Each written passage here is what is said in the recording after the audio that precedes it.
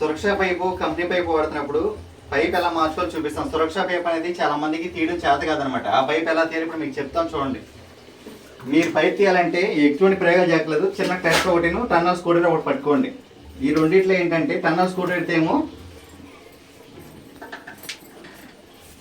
పొయ్యి దగ్గరేమో ఇలా లాగండి. పొయ్యి దగ్గర ఇలా లేపామనుకోండి పైప్ వచ్చేస్తుంది.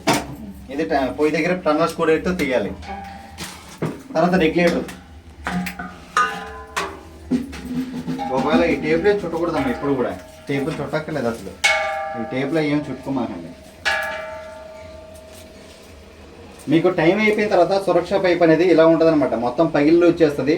దీని టైం కూడా అయిపోయింది. టైం అయిపోతే ఆటోమేటిక్గా పైప్ మీద డేట్ ఎక్స్పైర్ డేట్ కూడా కనపడదు. చెప్తాను కదా నువ్వు అన్నారా 3 సంవత్సరాలు.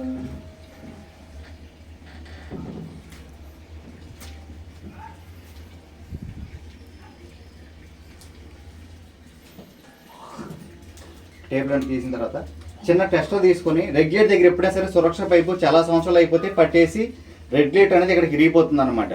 ఇది ఇరిగిపోకుండా ఉండాలంటే టెస్ట్తో మీరు తీసుకోవాలి. ఇక్కడ ఎప్పుడు కూడా బలవంతంగా పైప్ అనేది లాక్కూడదు.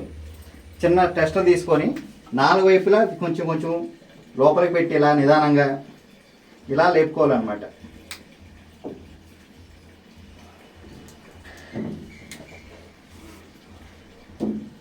అప్పుడు మీకు ఈజీగా పైప్ అనేది వస్తుంది.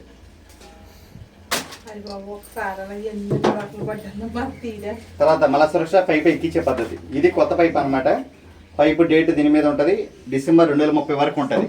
కాకపోతే 2 సంవత్సరాలకు ఒకసారి పైప్ చూసుకుంటూ ఉండాలి. పైప్ ఏ విధంగా ఉంది ఏంటంటే.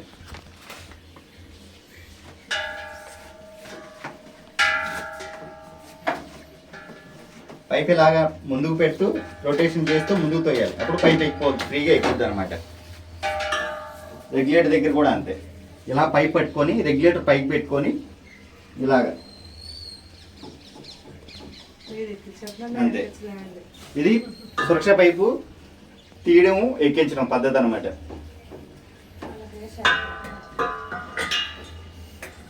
మళ్ళీ రెగ్యులేటర్ ఫిట్ చేసుకోవడం కరెక్ట్గా ఎక్కిందో చెక్ చేసుకోండి. రెగ్యులేటర్ ఆన్ చేయండి. పోయి వెంటనే ఆన్ చేసినా మీకు కొత్త పైప్ కాబట్టి ఒక 2 నిమిషాలు లేట్గా వస్తుంది గ్యాస్. ఇప్పుడు వెలిగించుకోండి. ఇది కూడా వెలిగించండి. తర్వాత పొయ్యి వెలిగించినప్పుడు ఎప్పుడైనా సరే ఈ నీలం కలర్ మంటే రావాలి. పసుపు కలర్ మంట వచ్చింది అనుకోండి మీకు ఏమవుతుందంటే పాత్రలు మసి పడతా ఉంటాయి. మీకు చాలా మంది గుర్తుపెట్టుకుంటారు. ఇలాంటి కలర్ వస్తే మసి పడుతుంది. ఇలా సిమ్లో పెట్టినప్పుడు కూడా మంట అనేది ఉండాలి. దాన్ని పోయి రిపేర్ చేయించుకోండి.